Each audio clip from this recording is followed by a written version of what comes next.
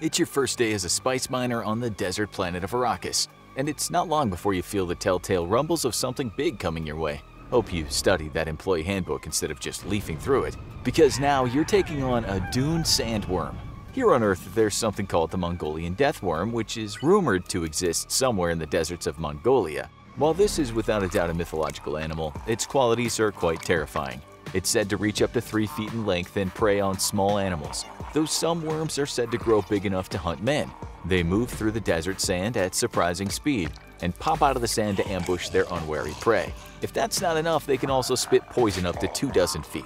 And if you're unlucky enough to inhale it or get it into your open mouth, or perhaps an open wound, you'll be dead in hours. Fighting it off is no easy feat either, as the Mongolian Death Worm features a leathery hide thick enough to deflect arrows. And even if you manage to back it into a corner, it'll just dive under the sand and swim away, using its body to undulate through the sand like water.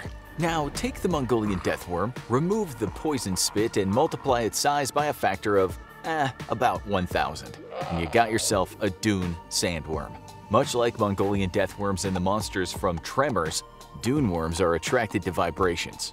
The sand they inhabit is an excellent medium for transporting the vibrations of prey animals a good distance, and a very delicate collection of sensory organs along the body of the sandworm can pick up these delicate vibrations. How sensitive is a sandworm to vibrations? Well, the rhythmic pounding of human feet walking or running is enough to lure in a massive adult sandworm from miles away. That's why your first step to defeat a sandworm is to do as the Fremen, the native Arakians, and walk without rhythm. If you're white and male, you're probably ahead of the game in having no rhythm. So translate your dance floor failure into your normal locomotion. But how does one walk without rhythm? Try and alternate the timing of your steps, taking small random pauses that themselves last for random amount of times. Your best bet is to try and simulate what a rock being blown in the wind might sound like to a worm. Random, chaotic, and unpredictable. Sandworms grow to astonishing lengths, with some specimens recorded at 450 meters in length. However, reports of worms coming in at 1,000 meters in length along the southern desert poles of Arrakis are also common. What is known is that even these 1,000-meter-long sandworms aren't canon, because there's at least one canon sandworm that's much bigger than that. In the book, Dune, a sandworm with a mouth whose diameter is twice the size of a harvester factory is described. Earlier, we learned that these mobile factories are 120 meters long.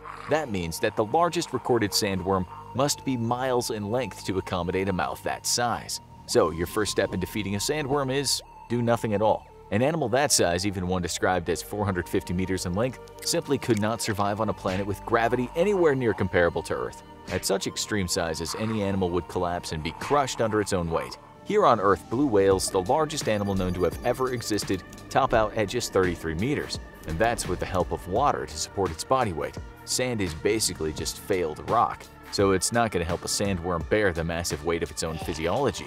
Just stand still, and the worm will literally crush itself to death. The problem with big animals is that as you increase their size, their mass increases cubically, or by a power of 3, while muscles and bones which support all that mass only grow by a power of 2.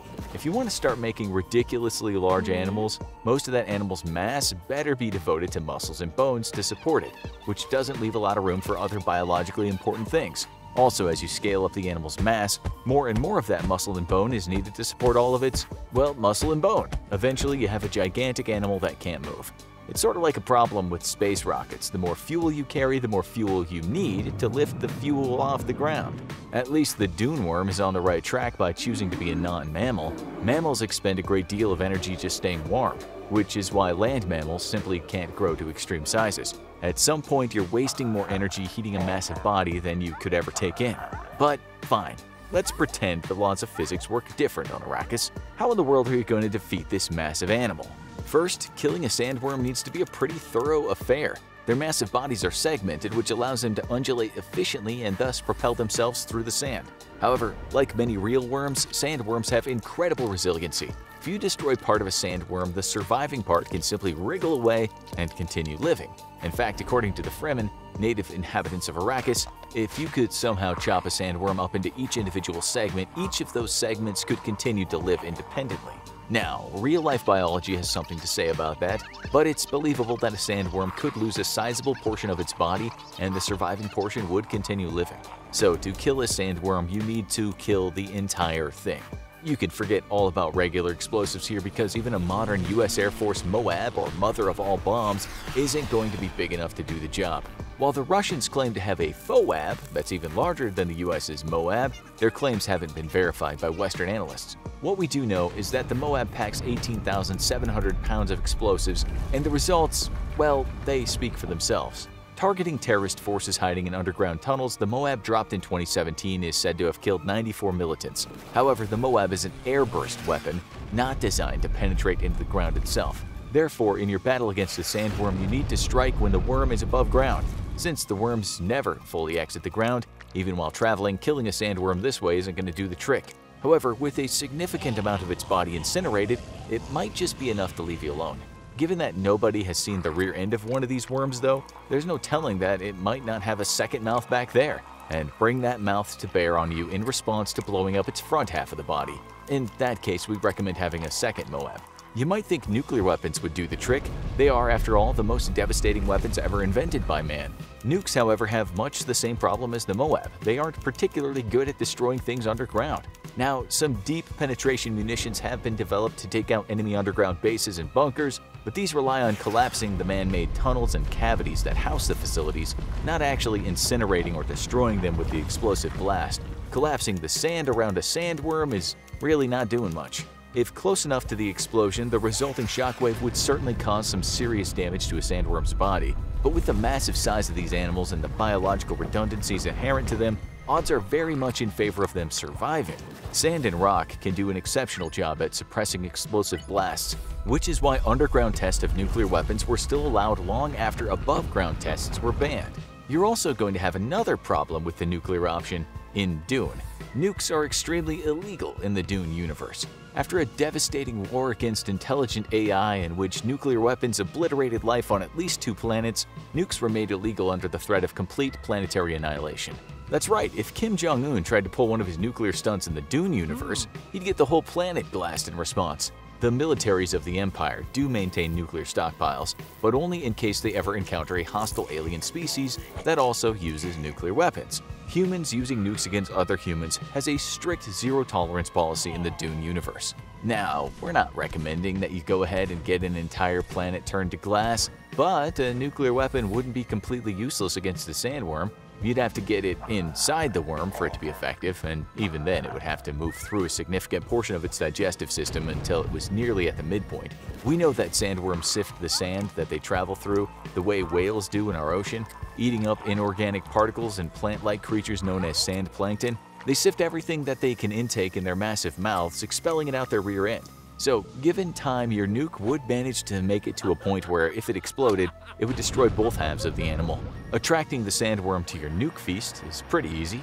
Sandworms can eat almost literally anything, and regularly eat up vehicles and mining installations that they come across. Often they mistake these sources of human activity as the vibrations of another smaller sandworm, which is primarily a prey item, and they gobble them up from below. Just set up a few of the Fremen's thumpers, devices that emit rhythmic pulses, and lure in your sandworm to gobble up your nuke. However, there's another much dumber way to kill a sandworm. That's with water. Much like M. Night Shyamalan's Space Aliens, sandworms have a lethal reaction to water. Too much of it can actually poison them by, well, to be honest, it really doesn't make a whole lot of sense. Somehow, water intake causes a sandworm's metabolism to spin completely out of control. So, in that famous scene at the end of Dune where the Fremen are celebrating their freedom by unleashing all the water in their underground reservoirs, which somehow makes it rain, they're also killing every sandworm on the planet, and coincidentally, they're single best weapons against the armies of House Harkonnen. Listen, we don't make the dumb rules, we just tell you why they're dumb. So, given the extreme lethality of water to sandworms, maybe your best bet in defeating a mighty sandworm is just to rent a single fire truck. The lethality of water to a sandworm is so extreme per official sources that even this relatively small amount in comparison to even a small sandworm's mass should be enough to kill it. Now, if it'll kill the worm right away, or at least fast enough to stop you from getting swallowed up, we're not exactly sure. What we do know is that you'll at least be generating a fortune's worth of the famous Water of Life, which is a sandworm water mixture that the Fremen use to turn people into space witches. Of course, you don't want to touch the stuff yourself, because the untrained will basically die a horrible, agonizing death. Your best bet to defeat a sandworm, though, is to fight it long before it's had a chance to become an adult. While in their larval stage, sandworms are nothing more than tiny animals known as sand trouts, no bigger than a fingernail. At this point, merely stepping on one is enough to destroy a threat that will one day become over a mile long with a mouth big enough to swallow an entire mining vessel whole. Now, go check out You vs. a Xenomorph, or click this other video instead.